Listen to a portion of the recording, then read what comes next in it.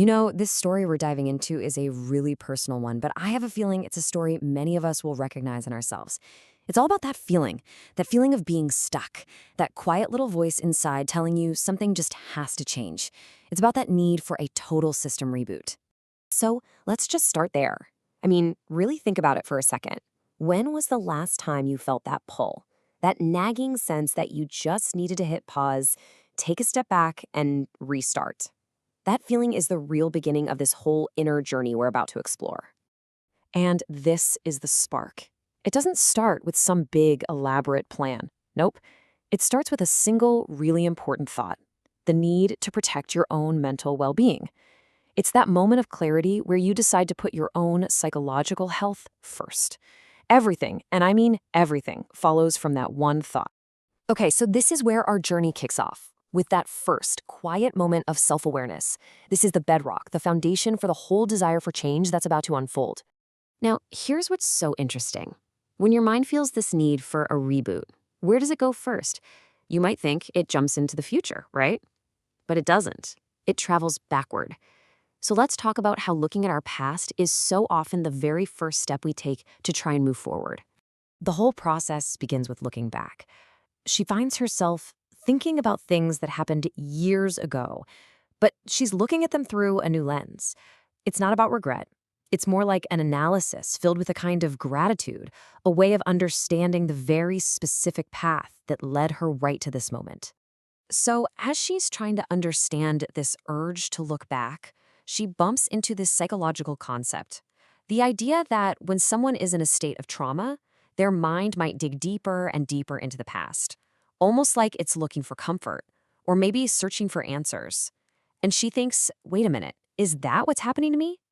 Which, brings up a really great question.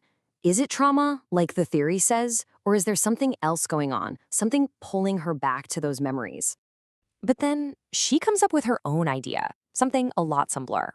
Maybe it's not that complicated. Maybe it's just age. When you're younger, your past is a pretty short road. But at 50, well, you've got this huge landscape to look back on, full of all sorts of lessons and memories. It just becomes a natural part of living a longer life. So, after all this thinking about the past, where does it lead? It leads her to identify the one thing she knows, deep down, will actually help her move forward. And that one thing is a journey. And this is absolutely crucial. For her, a trip isn't just a vacation. It's not just an escape. She calls it medicine, a powerful, essential kind of therapy that's the only real cure for that feeling of being stuck. It's the most important remedy she's got. And you can really see the difference here, can't you? At home, she feels like she's trapped in a loop, the same thoughts over and over, which leads to irritation and just feeling stagnant. But on the road, wow, something totally different happens. She gets that mental reboot, she actually finds joy in the movement, and she can finally savor the process of just being and thinking.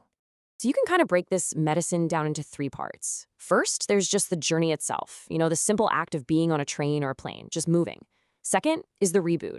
She literally feels her mind clearing out, like a computer shutting down and starting up fresh. And then finally, there's the analysis, where she can think clearly and actually enjoy reflecting on things. Okay, so if a journey is the cure, then the obvious next question is, why not just go? And that's where we run into the obstacles, the things that are holding her back. The roadblocks she's hitting are a mix of things. There are real-world worries, of course, but then there's this bigger internal one. She's just not sure where to go. Like, where exactly is she supposed to be heading? And what's really important to get here is that she says these things aren't total deal breakers. They've never stopped her before. It's more like they create this fog, a fog of uncertainty that makes it so much harder to just pick a direction and leave. So this fog, this uncertainty, it leads to the final stage of this inner journey. It's a place that isn't quite action, but it's not exactly inaction either. It's more like a state of patient, hopeful waiting. And this is really at the heart of where she is right now. She feels like she needs a little nudge, a sign from something bigger than her, whether you call it God or the universe, or maybe just a simple excuse, any reason at all that would make the decision for her.